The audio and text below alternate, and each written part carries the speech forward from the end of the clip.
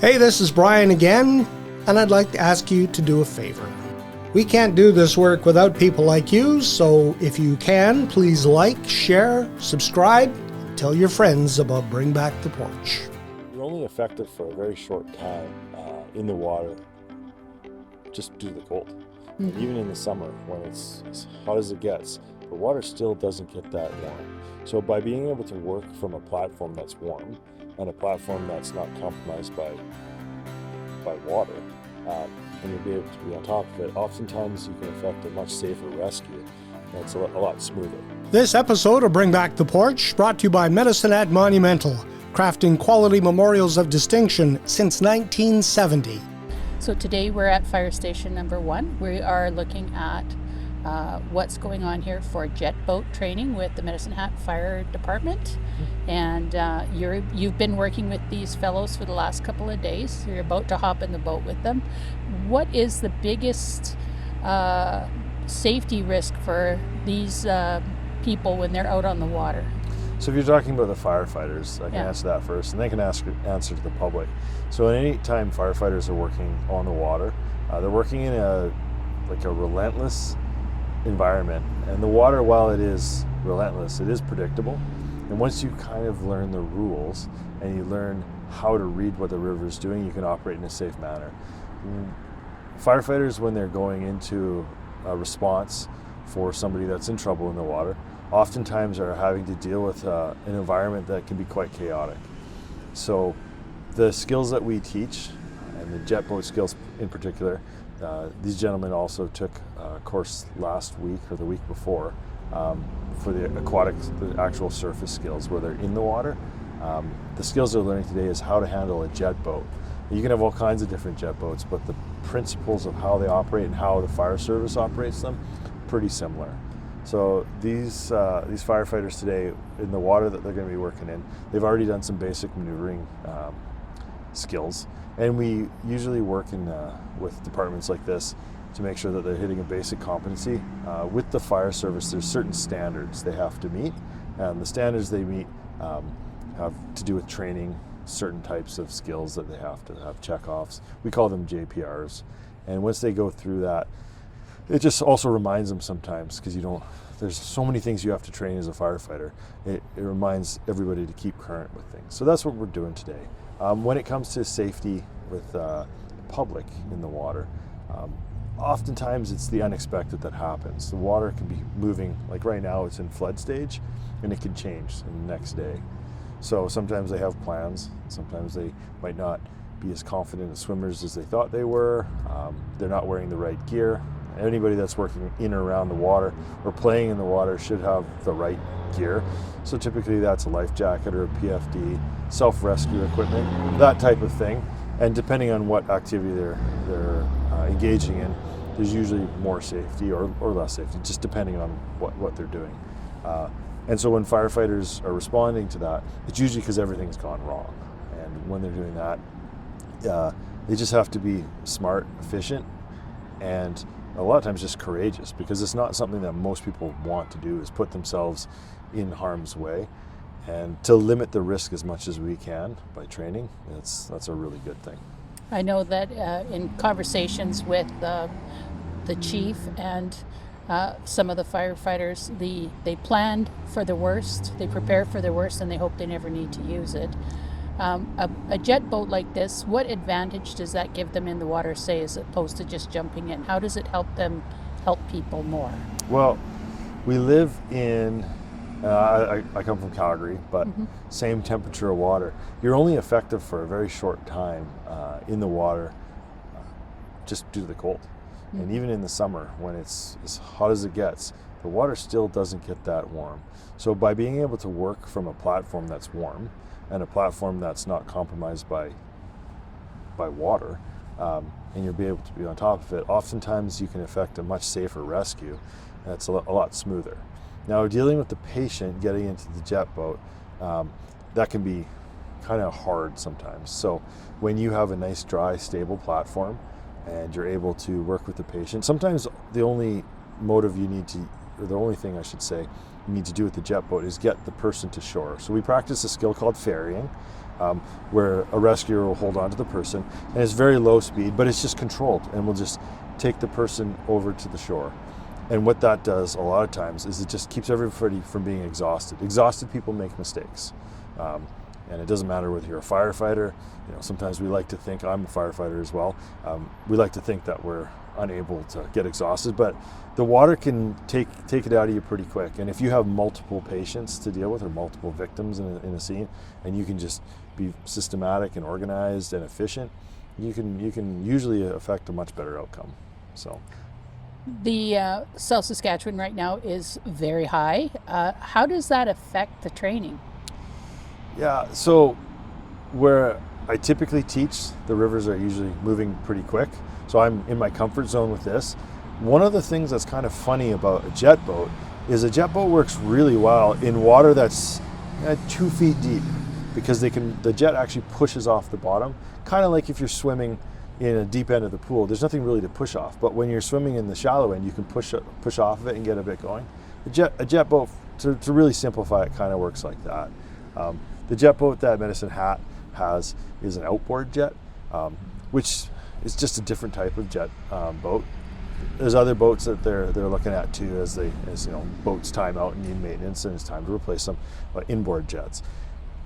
What it all comes down to is that when you're in shallow water, that's where jets really, really thrive.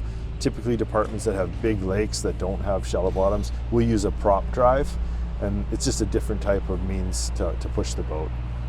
So they might be a little bit excited to be able to be in this faster moving water. Yeah, and not drag your knees. Some days the shallow water can be a bit unpredictable. One of the hazards that we deal with on a day like today is there's a lot of turbidity in the water. So that's the inability to see the bottom. There's just suspended mud and stuff from the runoff. So you just have to be real careful, and we use certain techniques to limit our chance of getting squished. It's basically what it comes down to, right? So we should let people know that when they see this footage that we're about to shoot, the people in the water are actual Medicine Hat firefighters. Absolutely. They are in training, and they are not in peril at this point, but they are putting themselves in a little peril to be in that fast water and kind of going for it to help their members learn. And everything that we do when we train, there's a very specific formula that we follow, and it's the same through all firefighting, right? You want to train realistically, because drawing pictures on a chalkboard or a whiteboard doesn't really teach you lessons, and some of the lessons can be a little bumpy sometimes, but that's totally fine. The level of risks that we're dealing with for firefighters and today in a training environment is quite low, because things are predictable today, because we know what we're doing. Our lesson plan is very thought out. That changes when it's a call, because the lesson plan is whatever you're about to do, right? Yeah. So I would say in terms of the level of peril, the risk is minimal today. And part of that's just because these guys are really good. They know what they're doing. I know when we'd done a session a few weeks ago with the firefighters who were learning new hose techniques and switching from a shotgun hose into a different kind of nozzle. One of the things they talked about was muscle memory and the ability to try things when they're in training, so that they know physically how they're going to be reacting at the time that they're in that, right? So I'm assuming in the water it's kind of the same thing. You have to be practicing those skills with your hands and with your legs about how you're moving things, how you're practicing, right? So there's an expression in the fire service, and I believe the military too, is train like you fight and fight like you train. The last time you want it, the worst time to learn a technique is when you're doing it for the first time in anger, we would say, or on a fire ground. And it's the same as in the water. The first time you're doing something, sometimes it's unavoidable just because, like, the world of possibilities, right? But majority of rescues kind of happen in sort of a specific type way, and that's what we train for. So by learning that muscle memory, how to put a boat, we do certain skills, and I can run through them real quick. We learn to do certain types of turns on the water with the jet boat, because they behave differently, and anybody can go fast, but to go slow and be controlled and be able to make tight turns on a river actually takes a fair level of skill, and these gentlemen they're demonstrating it today. To be able to get up to a bridge abutment, one of the big dangers that you run into in rivers is that people will become like they'll have rafts and they'll be tied together, and they'll go around a bridge abutment on each side, and they'll have a rope. and things can go wrong, and a lot of people have lost their lives from that. So how do we clear that? How do we get people off that? If it's a stand-up paddleboard, they should never use a leash in moving water, because unfortunately people have gone both sides of a bridge and they've drowned. It's how to deal with those types of situations, right? Lots of times there's a happy ending with calls, and then a lot of times it's not, right? Because a person can be underwater and sometimes they're not noticed for a while, right? Just because they are underwater, right? So we learn how to deal with situations like that. I personally, I've rescued animals, I've rescued people, I've rescued equipment, all kinds of stuff. So there's no book that says this is how you do it, right? You build a basic toolbox of skills and you get it. Another skill the guys learn is the ferrying. So how to take a person in a controlled, slow, purposeful manner. And it just keeps the heart rate down, it keeps everybody calm. Because a lot of times when people are in the water, their heart rate's up and they're panicky. And so we work on that, just conditioning our minds just to bring calm to a situation. Basically that. And then how to put a boat into the shore. We have a regular shoreline around here, so you really have to learn how to put a boat to the shore safely and to create a safe space to work on a patient, stabilize them, get them out of the water, right? Josh, thank you very much for your time. I'll let you get back to educating some firefighters. My pleasure. All right, have a good day. Today we're doing jet boat training, and from what I understand, this is sort of a recertification for a lot of the members.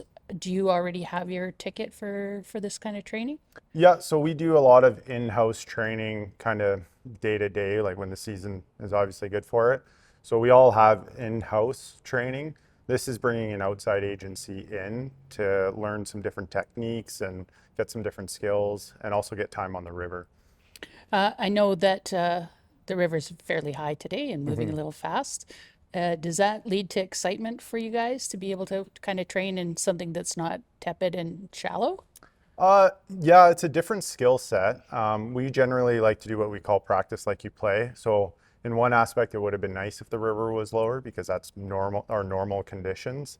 For us, it is a little bit easier with it being deeper because we don't have to worry about as many hazards underneath the water. So, but it does add a different aspect to it, which is nice.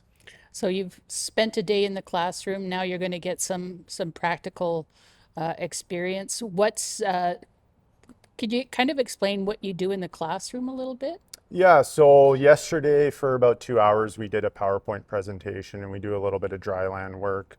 So it's PowerPoint presentation. Then we came down here, we went over the boat, kind of maintenance, general maintenance, and kind of like wear and tear points that we might need to know how to service it kind of on the go. And then the afternoon yesterday and all day today has been on the water. Well, it's pretty exciting to kind of see that the water is a little high and a little dirty. Yeah. When we were talking with the instructor, he was sort of saying that you were training for a couple of specific things. One is to do slow turns. One is to do ferrying. Do you have a favorite maneuver that you like to do on the water, or something that you use the most? Favorite? The bridge abutments maneuvers are actually something that's interesting. So it's when you come up beside the bridge, you kind of tap the nose into it and then turn it to about a 45-degree angle. So if somebody got caught on the front side, it allows us to have a stable platform to work off of. So it's not a skill that's used very often, but it's a fun skill to do because it's different than just kind of driving around. So we have firefighters that are going to be in the water today. Yep.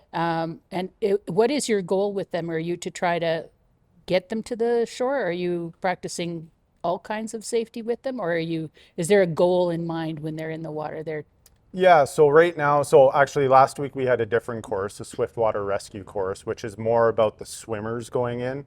This one we're focusing more on the jet boat operator side of things. So right now what we're doing, one of the drills is there's somebody in the water floating down. So the jet boat operator is going to be maneuvering the boat to be able to do what's called a pick-off.